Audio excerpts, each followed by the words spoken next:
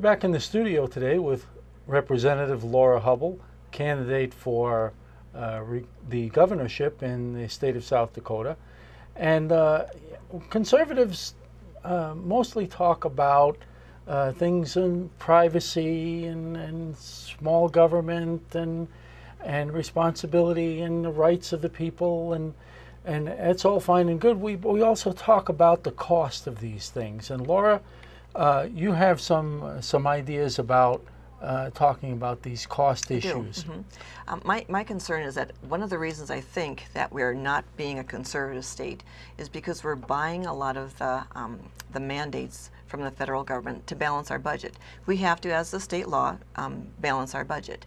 We don't have enough industry, enough natural resources discovery to actually balance our budget, so we have to kind of like sell ourselves to the federal government. We're doing that with the Real ID Act. We're doing that with Common Core. We're doing that with Obamacare.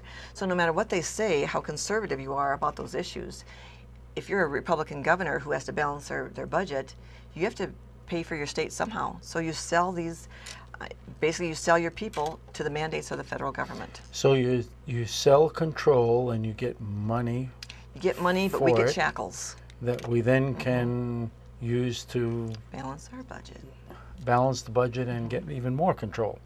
Right. And what specifically, I mean, there's the Obamacare exchanges, I guess, that was pretty direct and pretty, we got money been for talked that. about a lot. We got money for the Obamacare exchange, which we developed in 2010, even though the governor's office said that there was no legislation on that, which is correct. I just found out this past week that we're one of the only states that have an exchange without legislative action.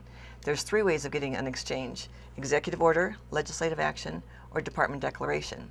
Well, we did not get it through legislative action, so I don't know how we got it, but we do have.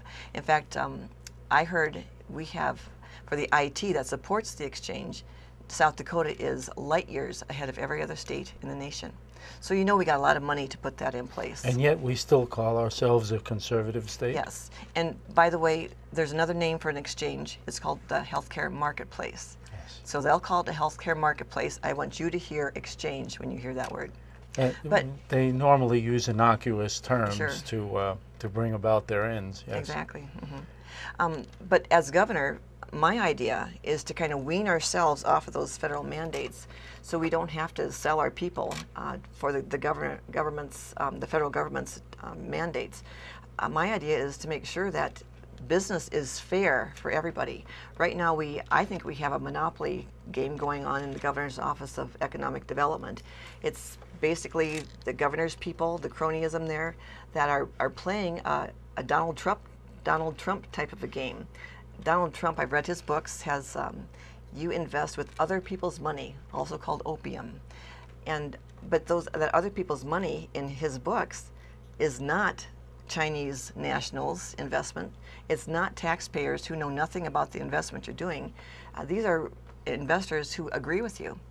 But we're not doing that. We're investing in nefarious, I think, activities, which tells other businesses that want to come to South Dakota, we can't come here because we have to play against the government if we're going to do that. That's not fair. There is an investigation, I believe, underway regarding this, what we call crony capitalism, and that sets the government up also to choose winners and losers, doesn't it? It does. And that's not a conservative tenet right there. Exactly. That's another point. You're right. So my remedy to that would be to find our natural resources, to invite all businesses in on a level playing field, that they do not have to compete with the state government. I'd like to get our national resources developed.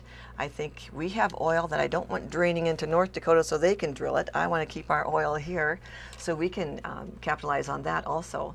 And we have other resources that we can develop as a nation, as a state, so we don't have to ask the federal government for so much help. So we don't have to try to balance our state budget on the backs of the federal government money, because the federal government money may not come again, will it? Right, yes. Tune in again. Thanks for tuning in. We'll have Laura in the studio again, I hope. And please go see her information. We'll put your website on the screen. And come back and see us.